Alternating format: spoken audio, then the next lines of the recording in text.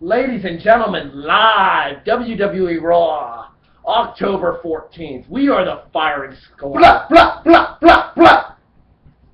Homicide's going to kill him later, and for you non-independent wrestling fans, I suggest you look him up. I'm Harry Broadhurst. To my left, Brandon Collins. to my right, since I can actually tell the difference. Warren Freeman. That video got cut, by the way, so. They still need to know about it. This dude got it mixed up. He looked to me and then said to his left when I was sitting where he's sitting right now. Alright, anyway, we only got like 15 minutes. Let's do this shit. Alright. Okay. Well, Start off. technically speaking, we're going to have probably like 30 minutes here because we'll probably do part 1 and part 2. Probably. Anyways. We'll see how it goes. Since I got the notes, you want me to take the lead here? We open the show with an HBK promo. No, I'm taking the lead. This is my gimmick, motherfucker. Okay. That's right. Parental content. Parental discretion advice. Okay, yeah, let's. Yeah, okay, I'll take the lead. So we'll start off with the Shawn Michaels promo. You know, I'm the biggest Shawn Michaels mark out of the three of us, so I think I should talk about this anyway. Shawn Michaels shows up, basically talks about, you know, Hell in a Cell, how he's going to be the special guest referee. Now, HB Shizzle, I'm getting into that. Is that over? No. No. What does Dean Ambrose think? No. Nope. I'm putting it over because I'm a Shawn Michaels Well, fan. you're wrong. Okay. Anyway. You might want to stay in the shot, dude. Yeah, stay in this. Yeah, come on, Brandon. Talking up. Come on, it's 3 dudes on a couch here. Let's make this work as best as we can. At least it's not 2 girls in a cup. Anyway. Okay, all right. I'll try to stay serious. We're going to hell. Orton interrupts on a scholarship. Orton interrupts and basically tries to intimidate Shawn Michaels, but you know that's not going to work.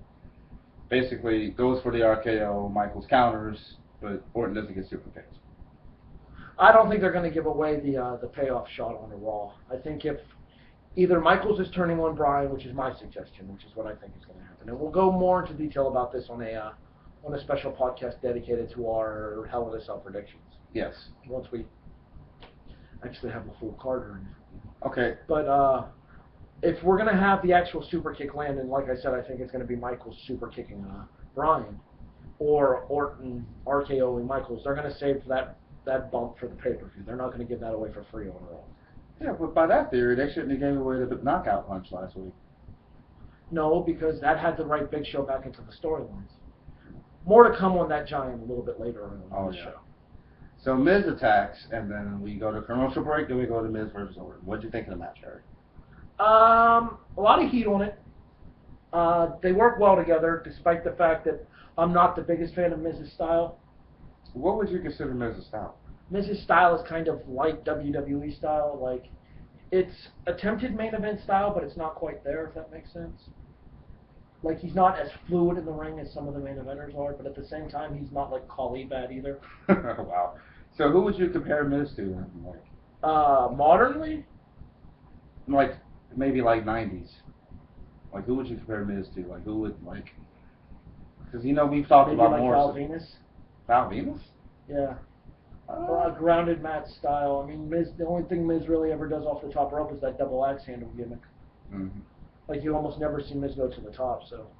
I guess Val Venus would be a good one. I mean, the way Miz has been booked, I mean, it's really hard to acknowledge Miz as a former WWE champion. Right. And me and Brad, we had like a damn near hour conversation about that, you know, yesterday, I think. Yeah.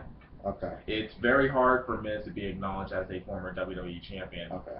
Especially after that fiasco main event at WrestleMania 27. Well, let's be honest. Neither The Miz nor John Cena main event at WrestleMania 27. The Rock did. Let's call that what it is. Because at the end of the show, it wasn't John Cena standing tall as the new champion. It wasn't The Miz standing tall as the champion. It was The Rock standing tall, having just rock bottom Cena in the middle of the ring. And shortly after that, he gave Miz the rock bottom. Right. So basically speaking, the only person that was standing tall at the end of that match was The Rock. And he wasn't even a participant in the fucking main event. All right, so then we go to the Riot family, and I'll let you talk about that, Harry. Where do you think the Riot family versus the Miz is first going? of all, it's not the Riot family, it's the Wyatt. W, not an R. That's why I want you to talk about it. This dipshit. Anyways. I love the gimmick. Love it. Probably the best thing in the WWE right now. The entrance is super creepy.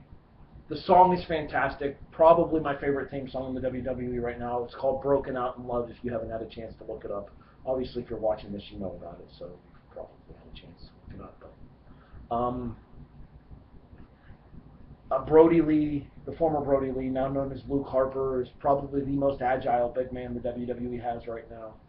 Eric Rowan, despite being 6'8", isn't a slouch either.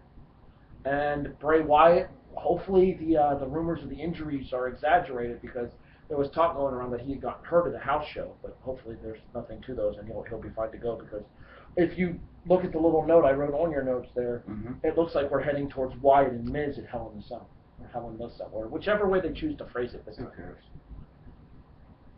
Brandon? Yeah, I have to agree with you, Harry. I mean, I'm really enjoying the Wyatt family gimmick. I wouldn't say it's the best gimmick in WWE right now, but I it's completely really disagree. It's hands down the best gimmick in the WWE But you know right what? now. And Harry, we talked about this before. I think under TV 14, it'd be better. Well, I think they'd be almost like a horror gimmick under TV 14 here. There's only so much you can get away with the TV PG guidelines when it comes to a cult gimmick. That's what I'm saying. Like if this were TV 14, they'd be hanging people from symbols like his name was The Undertaker. Exactly.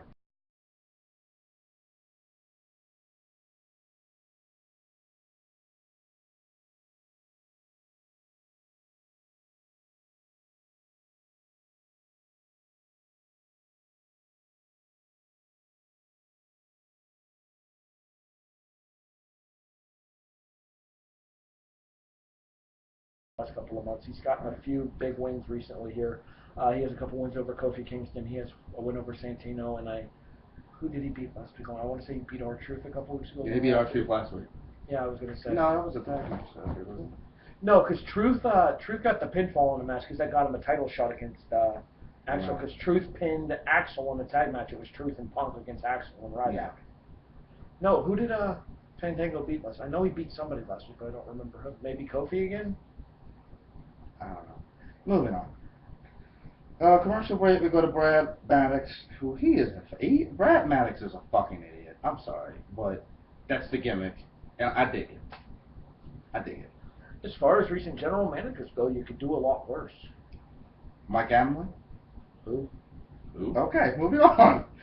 So basically, they came up with this stipulation to where Ryback faces Truth, CM Punk faces Curtis Axel, and the person who wins the beat the clock sprint. Yeah, let's call it beat the clock. You don't have to go into details. It's beat the clock. Ryback and Punk, Ryback and Truth, Punk and the other Heyman guy Axel. And well, let's just cover that now, just to get. No, because we're getting there. Not really. We still got shit to do. We still got shit to talk about. Yeah, let's go to the next match then, because I see you have seen a video package marked down. Screw that. Next. Okay. Los Matadores versus. Okay, never mind. No. Well, Brandon, what's your thought on the Los Matadores gimmick? The gimmick is okay. Like, you definitely something aimed towards small kids. Like you can definitely tell that it's more of a TV PG era. Gimmick. Yeah, definitely. In the Attitude Era, that wouldn't have flown, but in the TV PG era, and especially if you go back towards like the early '90s when they were still kind of TV PG as well, when they were doing gimmicks like IRS, Duke the Dumpster Drosy, Doink the Clown.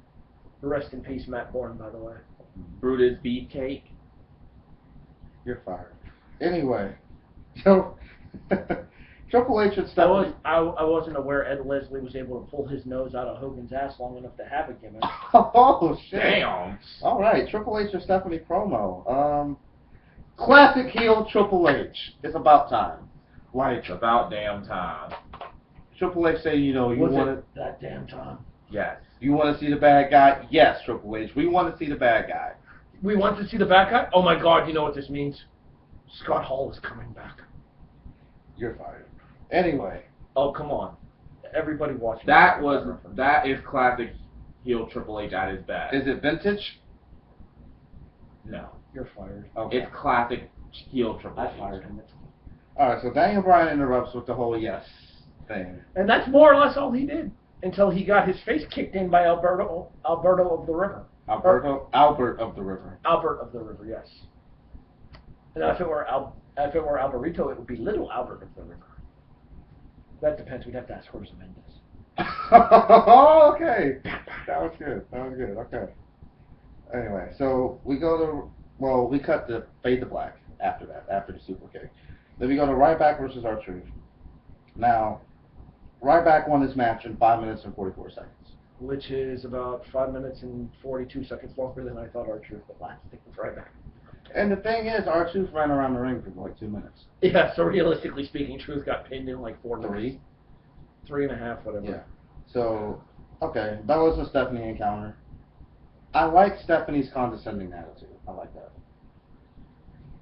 She's the heel bitch in charge. Let's call it what it is. Mm-hmm. Right? She's been basically doing the same gimmick since she came back after Vince walked away. Although the question for how much longer Vince is off of television is one that we'll be answering soon, I'm sure. Yeah. If you believe the dirt sheets and all the rumor pages and stuff, the person that brought Big Show back last week on Raw was Vince. So.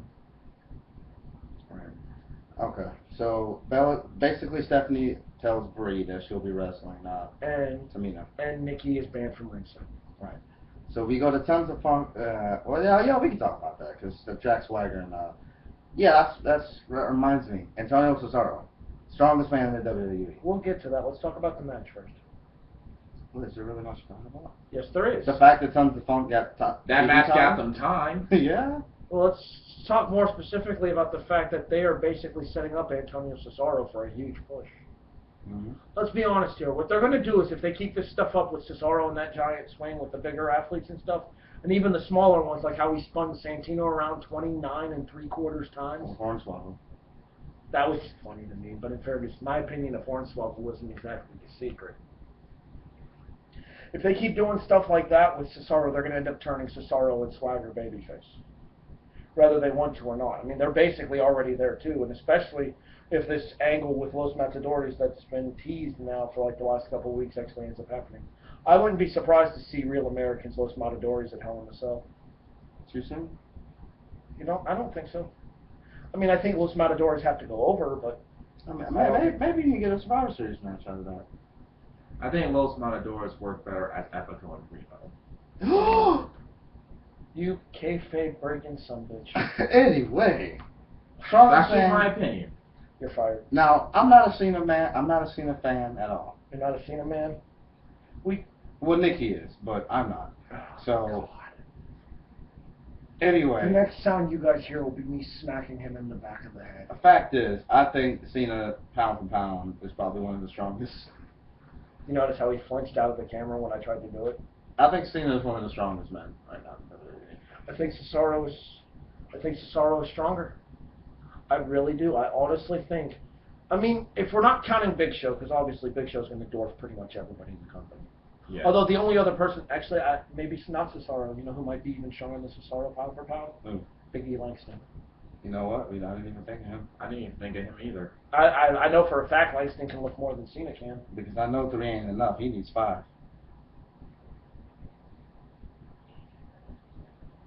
We're going to end up having to cut this video short so the both of us can kick his ass. Okay, and with that, we will be back with part 2. We're only at like the 13.5 minute. Screw it. We're going to commercial. Yeah, we're going to part 2. Ladies and gentlemen, part 2, the rest of Raw and the fallout. I guess we have some breaking news for SmackDown as well. Yes, we do. I guess we'll take care of that in part 2 of The Firing Squad, Episode 1. Harry, Warren, Brandon. Blah, blah, blah, blah! Back after this.